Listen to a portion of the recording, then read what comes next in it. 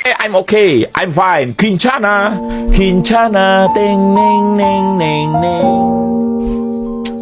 Ku menahan rasa sakit, rasa sakit. Few moments later.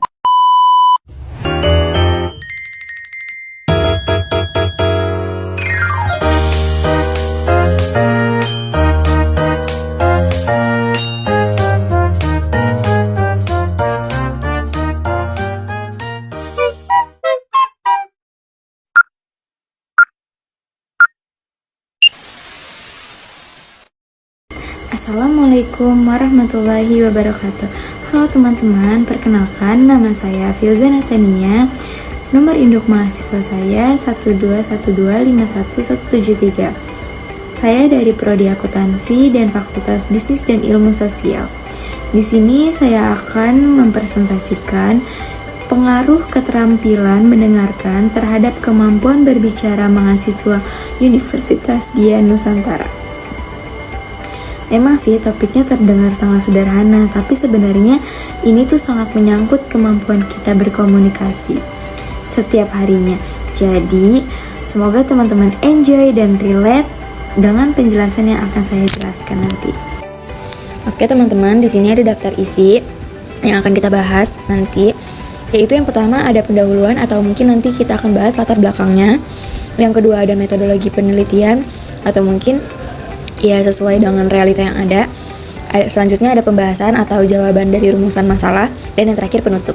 Enjoy! Yang pertama itu, kenapa sih topik ini penting? Kalau kita dengar kata komunikasi, kebanyakan orang-orang langsung mikirnya itu dengan kemampuan berbicara.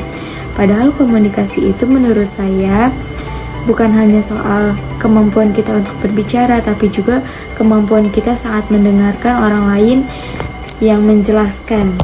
Bayangin aja coba kalau kita lagi diskusi gitu kan, tapi cuma nangkep setengah doang nih apa yang orang lain sampaikan.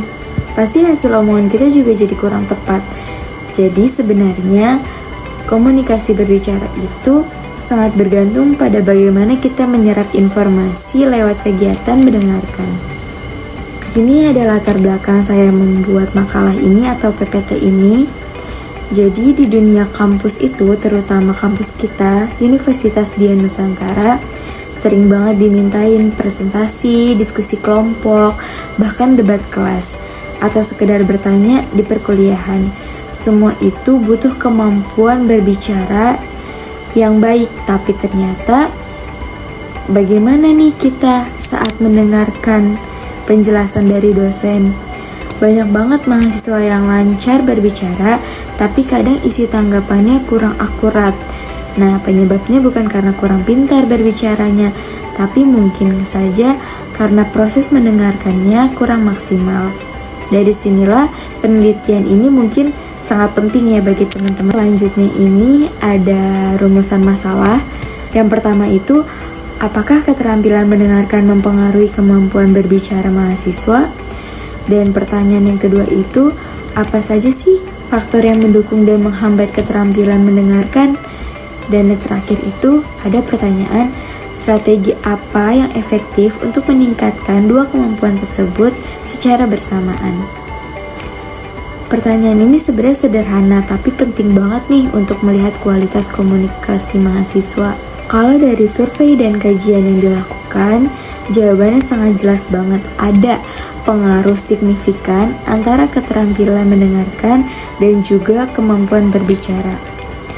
Mahasiswa yang aktif mendengarkan, fokus, dan memahami konteks percakapan biasanya lebih mampu nih menyusun kalimat dengan teratur, lebih percaya diri, jawabannya pun sangat relevan.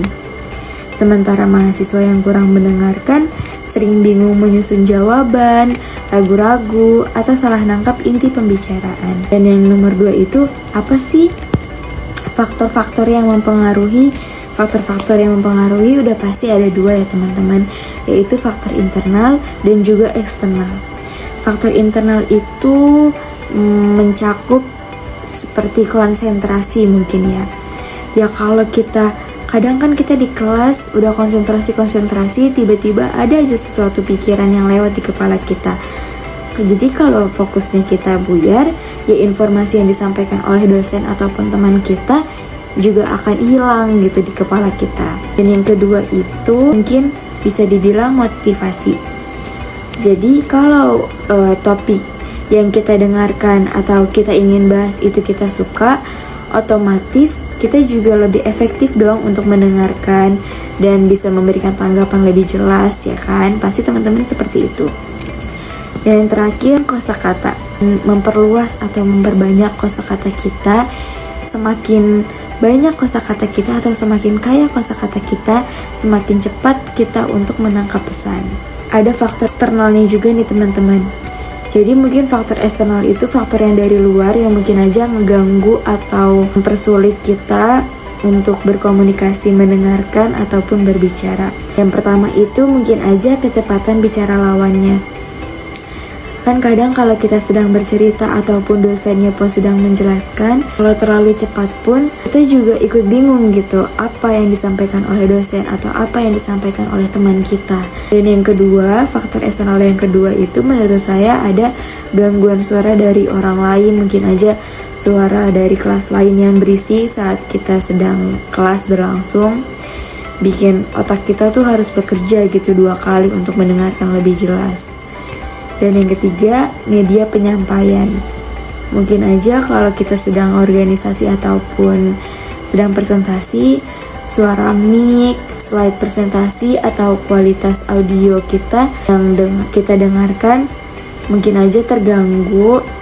Jadi itu sangat mempengaruhi banget untuk komunikasi kita. Oke, kita lanjut. Di sini mungkin hambatan mahasiswa ya untuk berkomunikasi, mendengarkan itu, berbicara dan mendengarkan. Di pengamatan saya, hambatan yang paling sering muncul itu mungkin saat kita kehilangan fokus. Apalagi kalau materinya panjang banget ya teman-teman.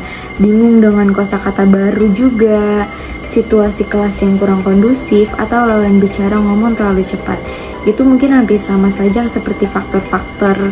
Jadi dampaknya teman-teman, respon kita mungkin kurang terstruktur, kadang juga tidak nyambung, dan bahkan bisa aja kan menimbulkan miskomunikasi antar teman atau antar dosen. Ada beberapa strategi nih menurut saya.